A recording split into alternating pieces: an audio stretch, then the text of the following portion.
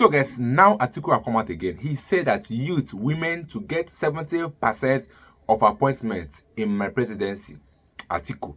So is this a betrayal to P2B or not?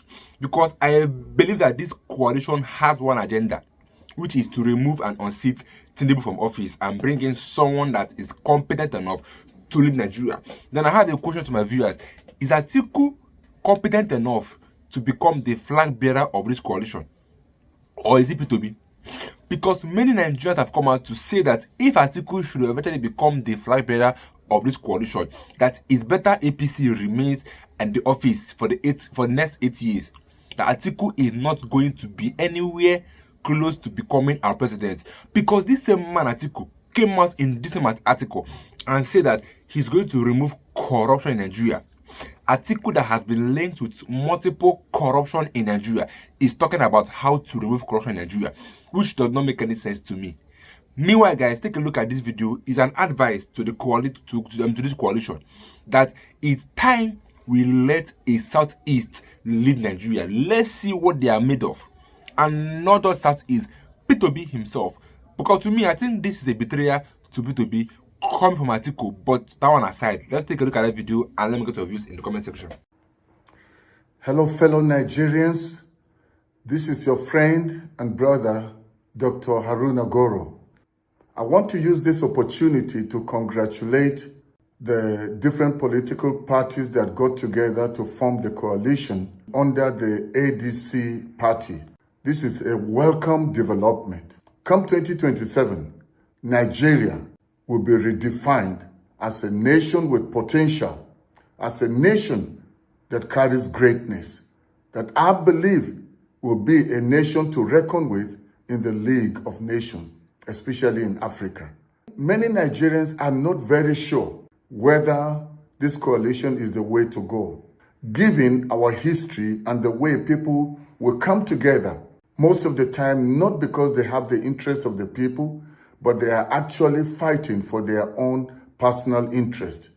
It's always good to give people a chance. It doesn't matter what has happened in the past. We must be optimistic and believe that this time around, people truly mean well for Nigeria. I have a few advices I want to give to those that are part of the coalition. Knowing that you come from different political parties and you represent different interests, the only thing that can make this thing work is when you unite with a common vision that is not driven by personal ambition, but you have the interest of Nigerians at heart. If the opposite is the case, this is a coalition that is dead on arrival. I have an advice to give to the coalition under the ADC. I don't have any personal interest by doing this broadcast other than the desire to see a Nigeria that works. A Nigeria, whether you are from the north, south, east, or west, whether you are a Christian or Muslim, whether you are a man or woman, young or old, that everybody will be proud to call Nigeria his or her own country. We have what it takes to be the pride of Africa.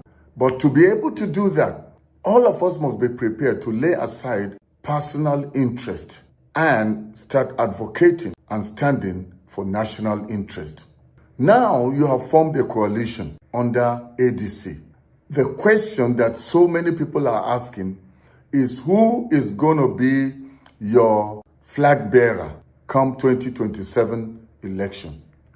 I don't want to preempt this, but my advice to the coalition is that you must be smart. You've done part of the job, but going forward, if you don't do the right thing as it has to do with the choice of who your presidential candidate will be, you may be shooting yourself in the foot and it will be game over for you. So if you want to bring an end to this evil regime, then you need to lay aside everything that has to do with personal interests or agendas. I would want to advise the coalition to consider a few points in choosing who should be their presidential candidate in the 2027 election. We've had presidents from the north. We've had presidents from the southwest. We also had Jonathan from the south, and he did one term. But there is a particular region that has been left out, whether knowingly or unknowingly. and that is the Southeast. We've not had a representation in the presidency from the Southeast. If we are serious with keeping Nigeria one, we cannot completely cut off one region from the presidency anytime we talk about the shifting of power. I believe this is the time we need to prove that we really want to remain one nation.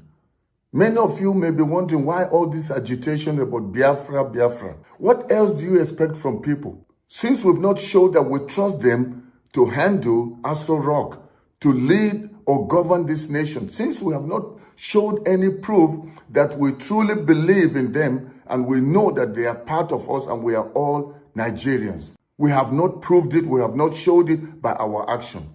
A lot of times people will say, we can't vote somebody from the Southeast because of the Civil War.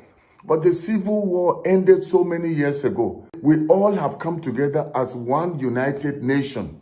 So it is time for us to give a chance to somebody from the Southeast. And I'll narrow it down to the kind of person I kind of feel will fit being a president that will shift Nigeria forward. Number one, why do I feel we need to give a chance to the Southeast? Not just to the South general, but somebody from the Southeast. Number one, national equity and inclusion. The Southeast is the only major region in Nigeria that has never produced a president in the Fourth Republic since 1999. Supporting a credible Southeastern candidate would send a powerful message of inclusiveness, justice, and healing, especially after decades of perceived marginalization. A united Nigeria cannot thrive on exclusion. It is time to give every region a fair stake in leadership. Why should we give somebody a chance from the Southeast? Strengthening national unity. Doing that will strengthen our national unity. Nigeria's unity is under growing strain. Ethnic distrust, separatist sentiments, and regional grievances have worsened, presenting a Southeasterner as the face of a nationally backed, issue-driven coalition can do the following: calm rising tension, rebuild trust in national integration, giving the Southeast a fair chance in 2027, allows the ADC to actively counter the entrenched belief that Igbos are not allowed to lead Nigeria. A perception that has festered for decades. Let's be honest with ourselves. This is not the time to gamble. Nigeria cannot afford another lost opportunity. The coalition's greatest strength lies in its unity, and its greatest chance of victory lies in backing the one candidate who has already proven he can inspire, organize, and deliver. Now you may ask, who is that kind of candidate? It's my honest view and opinion. As a northerner, that Peter Obi represents more than a person. He represents a possibility. A possibility that Nigerians can elect a leader who will work for them, not for self, not for power, but for the people.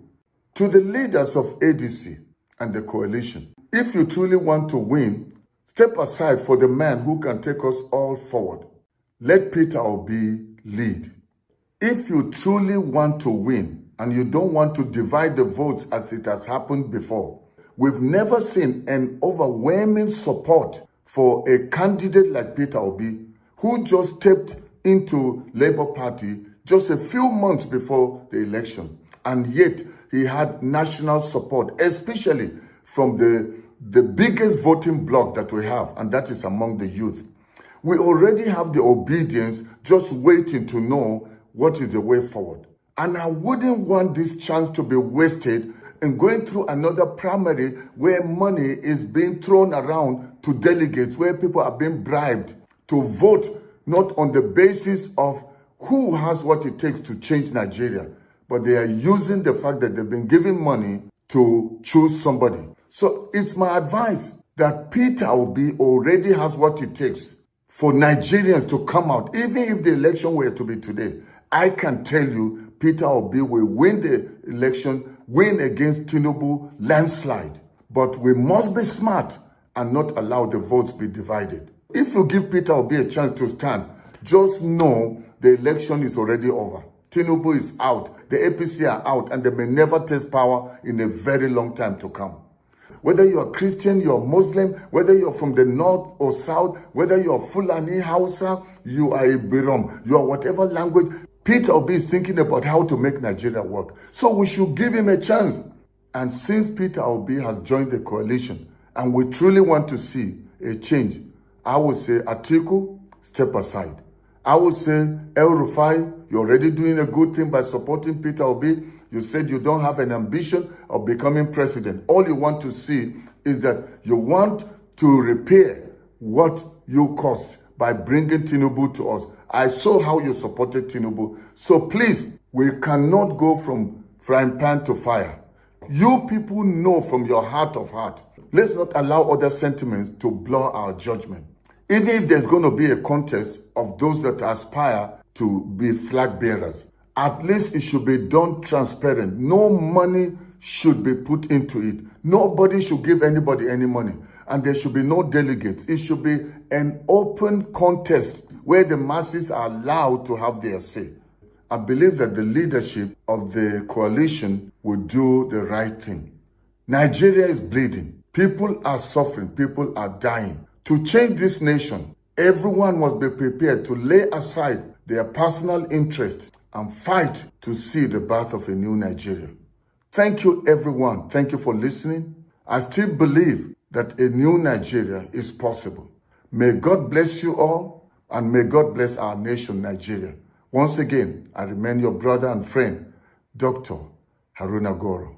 Come rain, come sunshine, Peter Obi will still remain the best candidate to become the flag bearer. Why? It's because this man has a record. When he was governor for 8 years, he had no single criminal record. No single criminal record when he was a governor. That should send a message to Nigerians that this is the person that we all should be vouching for. Even today, Ed North have come out to say that if Peter Obi does not become the flag bearer in this campaign, nobody is coming to vote. To tell you the intensity of this coalition, that if Peter Obi eventually does not emerge the flag bearer, nobody is coming out to vote.